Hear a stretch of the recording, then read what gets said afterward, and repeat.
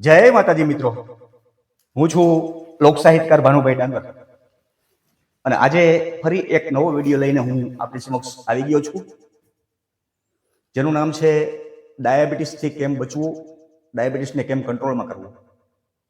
કારણ કે અત્યારે આખા દેશમાં નહીં પણ આખી દુનિયામાં ડાયાબિટીસે જે અજગર ભરેલો લીધો છે એનાથી આખું જગત અત્યારે ચિંતામાં છે. ખાસ ચિંતા તો મને પણ છે, કારણ કે મારે છેલ્લા 17-18 વર્ષથી ડાયાબિટીસ છે, પણ હજી સુધી મેં ડાયાબિટીસને મારી ઉપર હાવી નથી થવા દીધો. કારણ કે એ ડાયાબિટીસ છે તો હું ભાનુભાઈ ડાંગર છું. લડી લેવાનું એની હારે, બીવાનું નહીં. અને ડાયાબિટીસ આમાં કોઈ બીમારી નથી. આપણે એને મિત્ર બનાવી લઈએ ને તો એ આપણો મિત્ર છે. એની સાથે જીવો, આરામથી જીવો, મોજથી. મને ઘણા બધા માણસો કહેતા હોય કે ભાનુભાઈ, તમારે આટલા વર્ષથી ડાયાબિટીસ છે તો હજી તમારા શરીરમાં કાંઈ ફેર પડ્યો નથી, કે તમને કોઈ પણ જાતની તકલીફ નથી થતી, તો એનું કારણ શું છે? ત્યારે હું એટલું જ કહું છું કે ભાઈ, મેં ડાયાબિટીસને મારો મિત્ર માની લીધો છે. તો મિત્રો, એ હું તમને આપની સમક્ષ મારી જે આપવીતી છે એ જણાવું છું કે હું સવારે 6 વાગે ઉઠી જાઉં છું. 6 વાગે ઉઠી અને અડધી કલાક વોકિંગમાં જાઉં છું. વોકિંગમાંથી આવી અને 200 ગ્રામ દહીં અને 2 ચણાના લોટની ભાખરી શીરાઓમાં લઉં છું, નાસ્તામાં લઉં છું.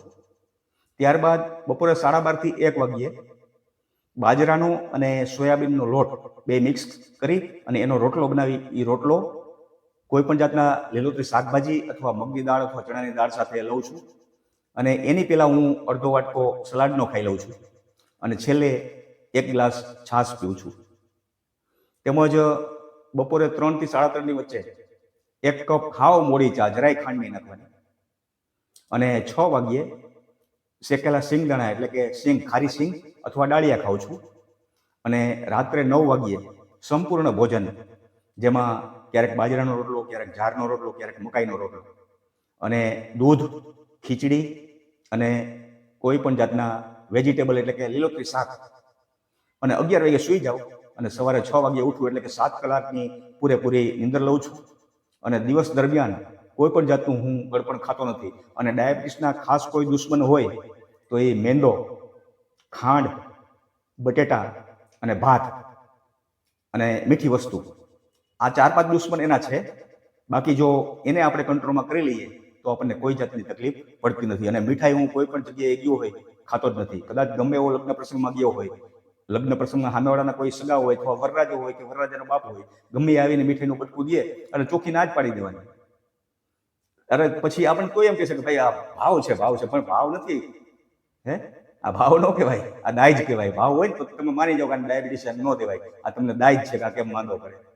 એટલે હું મીઠાઈ કદાચ ગમે આવે ને તો એ ખાતો જ નથી, ક્યારેય નહીં, ઘરે નહીં કે બહાર નહીં, ક્યાંય નહીં. એટલે આવી રીતના જો આપણે જીવન જીવશું તો ડાયાબિટીસ સંપૂર્ણ કાબૂમાં આવી જશે. મારે આટલા વર્ષથી ડાયાબિટીસ છે, પણ છતાં મને કોઈ દિવસ તકલીફ નથી પડી. ઘણાને પગના તળિયા બળતા હોય છે, શરીરમાં કમજોરી જેવું લાગે, ચક્કર આવતા હોય, વધારે ભૂખ લાગે, પણ હું કંટ્રોલમાં રાખું છું, એટલે મારે કોઈ પણ જાતની તકલીફ નથી. શરૂઆતમાં છેલ્લા 14 વર્ષથી મેં દવા સંપૂર્ણ બંધ કરી દીધી છે. પહેલાં શરૂઆતમાં 5 વર્ષ દવા લીધી હતી, પણ 14 વર્ષથી પૂરેપૂરું ડાયાબિટીસને કાબૂમાં લઈ લીધો છે. દવા લેતો નથી, તેમજ મને કોઈ પણ જાતની તકલીફ પણ નથી. અને છતાં દર 15 દિવસે હું શુગરનો રિપોર્ટ કરાવું છું, દર 3 મહિને HbA1cનો રિપોર્ટ કરાવું છું, અને ડૉક્ટરને પણ નિયમિત બતાવતો રહું છું. અને પૂરેપૂરી કાળજીથી મારું જીવન જીવું છું, એટલે મને કોઈ પણ જાતની તકલીફ નથી. તમારે પણ જો આ મારો આઈડિયા તમારે અજમાવવો હોય તો અજમાવી શકો છો, પણ તમારા ડૉક્ટરની સલાહ પ્રમાણે. કારણ કે હું તો ગમે એ કહું, મારું માની લેવાની જરૂર નથી.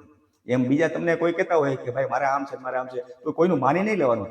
તમને તમારી તાસીરને અનુકૂળ આવતું હોય તો જ તમારે એનું અનુકરણ કરવાનું. બાકી જેમ બને એમ જલ્દી તમારે ડાયાબિટીસમાં જો કાબૂમાં કરવું હોય તો સવારે અડધો કલાકનું વોકિંગ ખાસ જરૂરી છે.